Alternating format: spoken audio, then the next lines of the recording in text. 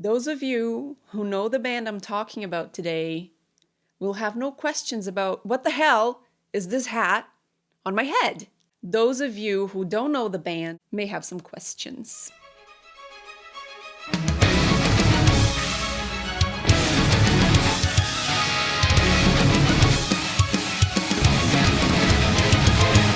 So I got this hat from Mr. Rafael Bittencourt. To Mariana Espíndola, all the best in life. Rafael Bittencourt. I'm here today to talk about my favorite 3 albums by the band Angra from Brazil. There's those formative bands like Iron Maiden and Metallica and Halloween that I started listening to when I was very, very, very little, like a child. And then when I started finding bands on my own and listening to them when I was a preteen and a teenager, that's when these bands came into my life, what I call the holy trinity of my life, which are Camelot, Nightwish, and Angra. We talked a lot about Camelot already, so now it's time to talk about another one. It's also a power metal symphonic band, but with a lot of Brazilian twists to the sound and the lyrics sometimes. My top 3 Angra albums will start with Rebirth. Rebirth was released in 2001. I met Angra through this album, through the track Rebirth in particular. It's an album that was very important in the history of the band because the band had just lost 3 of its members. André Matos, the singer, who passed away just over a year ago, the bass player, Luiz Mariucci, and the drummer, Ricardo Confessori. And so it was only Rafael and Kiko, Rafael being the founding member, and to this day, the mastermind behind everything that Angra is. The 2 of them remained, and they needed a new singer, a new drummer, a new bass player.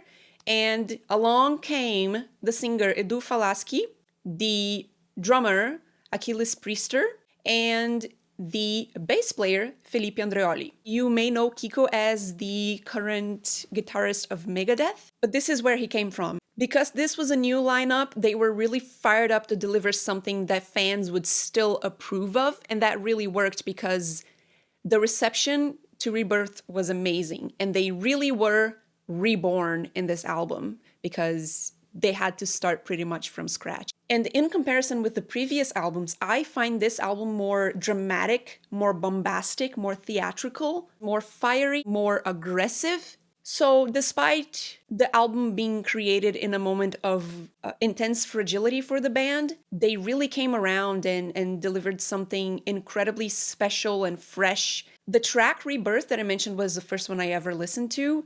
It starts in a very soothing, beautiful way. It's just acoustic guitars. It really grows, it builds up and becomes very powerful and grand. The lyrics are quite interesting. They're beautiful. They're about maturing and reinventing yourself, right? This is the beginning of a 3-album stretch with producer Dennis Ward. My favorite Angra song of all time, and one of my favorite songs of all time, period, of any genre, is Heroes of Sand, and it's in this album. This song is all about the melody and how beautiful it is, and it ends with Rafael improvising a guitar solo, and then it fades away like that. And that little noodling in the guitar that Rafael does is just...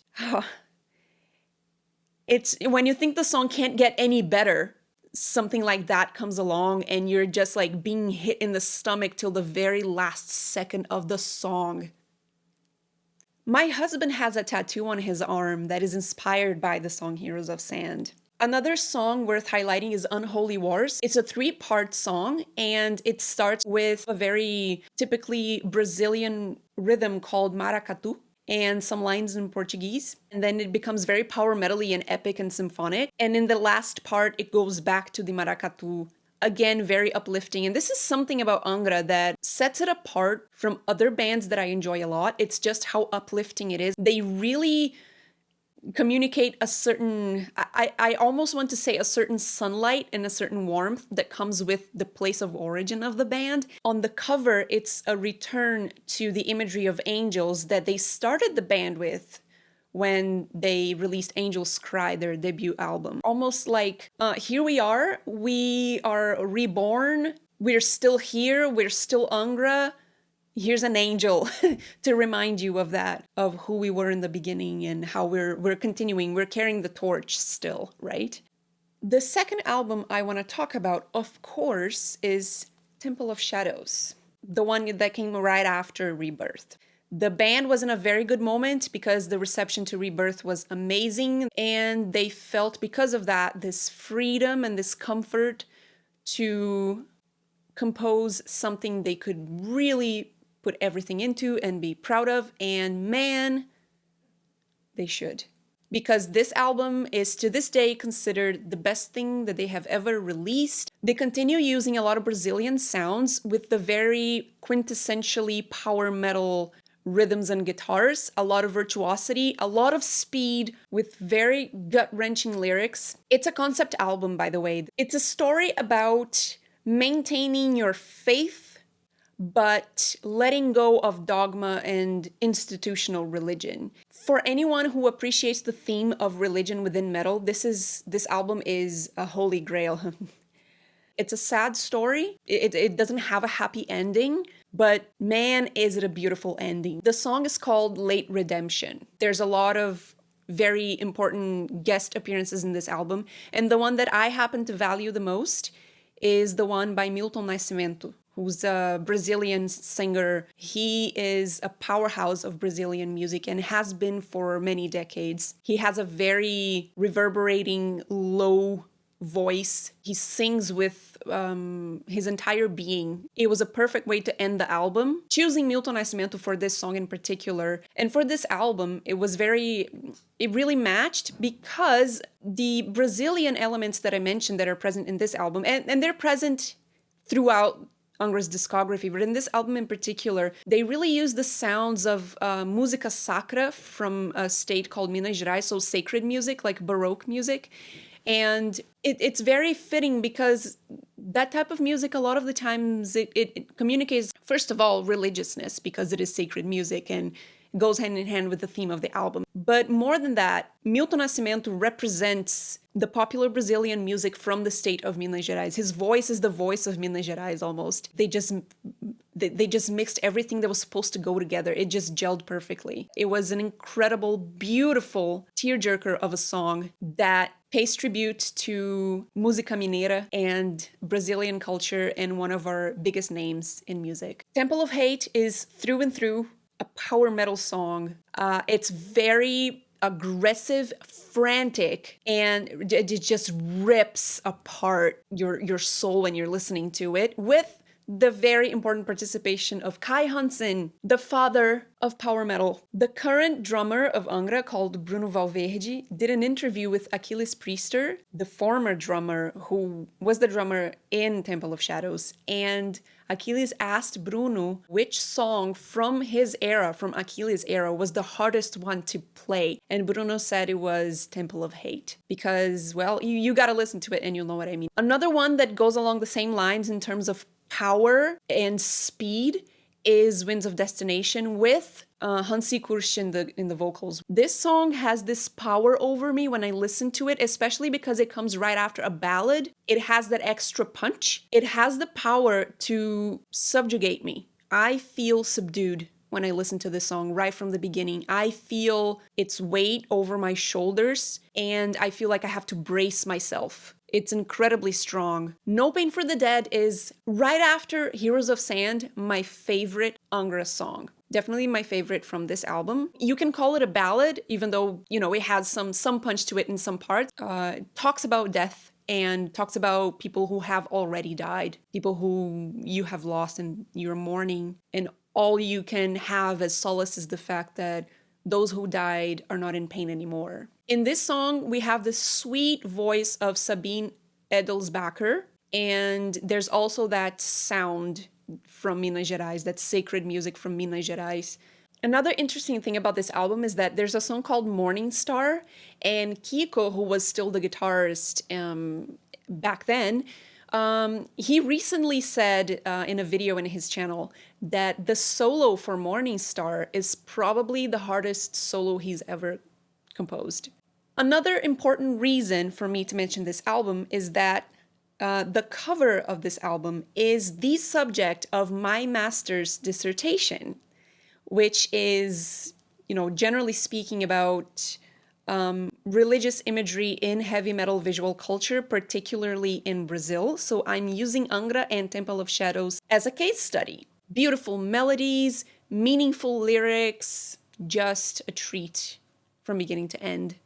The next album, well, I don't have a physical copy of it, but I have this shirt that is from the tour of this album. And I have a tour poster signed by the band, and it's from the show that Steve and I went to see them. OMNI. So why is OMNI one of my 3 favorite albums? Because that uplifting thing, it comes full force here. This album has a different singer. That's an important thing. Fabio Lione from Rhapsody, which I was already a fan of also. He is a singer of Angra since the album before this one, Secret Garden. And Kiko left Angra right after Secret Garden to join Megadeth, and Marcelo Barbosa joined the band to replace him. Very triumphant from the very beginning. Light of Transcendence is a very triumphant song. It's all about, like Temple of Shadows, there's a lot of, not religion, it's very metaphysical.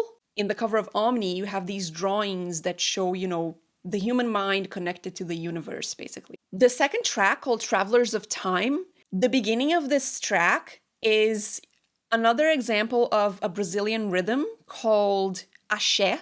It's so exciting.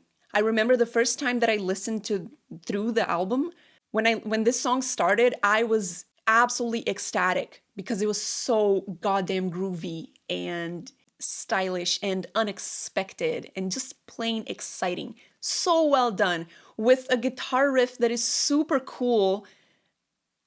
It's just full of style. There's another song called Caveman that is odd as hell. I remember the first time I listened to it, I was like, what is going on here? It's very fun and quirky. It sounds very different from anything they've done before. There's some chanting in Portuguese it's just ridiculous, and I love it. Another plus in this album is the fact that Rafael sings one entire song, Bottom of My Soul, and he also sings parts of Travelers of Time and Silence Inside. Rafael is a great singer. His voice has a grit and a passion and a punch. He sings with his gut. Just the timbre of his voice is quite metal. It's a very different voice from Fabio Lione, so there's a complementary work being done there. I just hope he keeps singing because I absolutely love his voice and his performances. There's a song from the album Aurora Consurgens that he does live for the DVD, for one of their DVDs, and it's called The Voice Commanding You. His performance of that song, it's way better than the original. His take on it, it's just like, fuck yeah, so good. This album was produced by Jens Bogren from the Fascination Street Studios, and he mentions that Felipe is the best bass player he's ever worked with. He's a fucking monster. And he's worked with bands like Opeth, Amon Amarth, Devin Townsend, Orphan Land, you name it. There's a very sweet moment in this album, in this song called Always More. Fabio Lione, when he was still with Rhapsody, there were some ballads and some moments that he had to really soften up his singing because, power metal, he's very like high-pitched and expansive. But he had never done it as beautifully as he did on this track. He really softens his voice, and the way he sings is very just vulnerable and intimate. I was very impressed with Leone in this album. Yeah, it just really worked. This album really worked with his voice. We had to go to Vancouver in British Columbia, west coast of Canada, to watch them. And we went VIP. We met the band. It was incredible. Easily one of the most impactful shows that we have been to together, Steve and I, and the meet and greet experience was great Everyone in the band is really approachable. Marcelo in particular is very pleasing to the eyes. During the show, every now and then, you know, you look at him and then he looks down at you and he's super serious playing, and then he just goes like, he smiles at you and you're like, yes.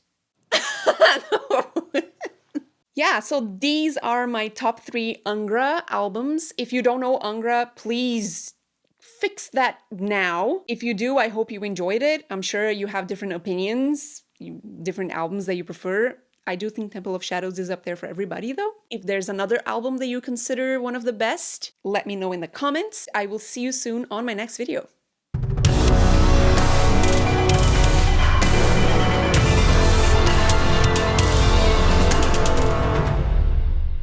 No one fingers like Felipe.